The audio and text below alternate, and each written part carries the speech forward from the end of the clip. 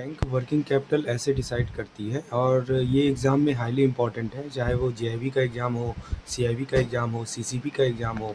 तो बैंक दोस्तों working capital calculate करने के लिए 3 मेथड्स यूज़ करते हैं। तो फ्रेंड्स देखिए, बैंक किसी को पूरा पैसा कभी नहीं देती, पहले बोरोवर को टेस्ट करती है। बैंक बोलती है कि अपनी वर्किंग कैपिटल बताओ, तो पहले हम निकालते हैं डब्ल्यूसीजी। वो डब्ल्यूसीजी का फॉर्मूला है, तो डब्ल्यूसीजी का फॉर्मूला है सीए माइनस सीएलओबीबी, यानी current asset minus current liability other than bank borrowing.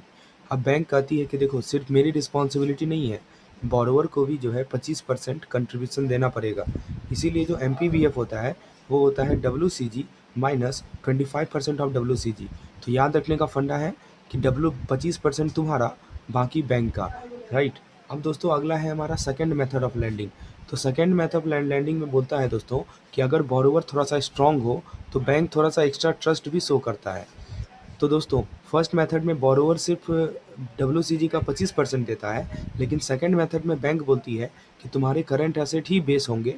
इस मेथड में डब्ल्यूसीजी निकालते हैं करंट एसेट माइनस ओसीएल से, जैसे कि पहले हमने देखा था, लेकिन ट्विस्ट यही है कि बोरोवर को देना पड़ता है 25% ऑफ करंट एसेट। इसलिए फॉर्मूला याद रखिएगा, M P V F is equal to W C G minus 25% of current asset. तो यहाँ पे करंट एसेट ज़्यादा स्ट्रिक्ट है। अब तीसरा मेथड जो है हमारा लैंडिंग का, इसमें दोस्तों बैंक सबसे पहले पूछती है कि तुम्हारी ऐसी करंट एसेट कौन सी है जो हमेशा बिजनेस में चाहिए। इसी को बोलते हैं कोर करंट एसेट, यानी minimum level of current asset जो कि परमानेंटली चाहिए ही चाहिए। तो अब जो सी ए बचा, टोटल सी ए माइनस कोर सी ए, उसे बोलते हैं बैलेंस सी ए, और इसी बैलेंस सी ए से पूरा कैलकुलेशन होता है। तो वर्किंग कैपिटल जब निकाला जाता है ना, तो हम क्या करते हैं कि बैलेंस सी ए में से ओ सी एल माइनस किए पहले, और फिर 25% ऑफ द बैलेंस सी ए अपनी पॉकेट से लगाता है बोरोवर। इसीलिए जो फाइनल फार्मूला बनता है वो बनता है W C G minus 25% of balance C A. तो मेथड 3 का मंत्रा है कि कोर अलग कर लो, बैलेंस पे गेम है, ठीक है। अब दोस्तों आता है हमारा टर्नओवर मेथड, जिसको हम लोग नायक कमेटी मेथड भी बोलते हैं। तो दोस्तों एमएसएमई लोन में बैंक परसेंटेज से डिसीजन लेती है, और ये नंबर एग्जाम में पक्का है। तो आरबीआई ने एमएसएमई के लिए एक स्पेशल मेथड दिया है। Projected annual turnover method.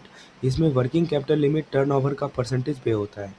तो देखिए, इसमें कैसे याद रखना है कि W C is equal to 25% of turn over. तो जो भी टर्न ओवर है उसका एक चौथाई जो है हमारा वर्किंग कैपिटल होगा, उसमें से बैंक 20% फाइनेंस करेगी और बाकी 5% बोरोवर को फाइनेंस करना है।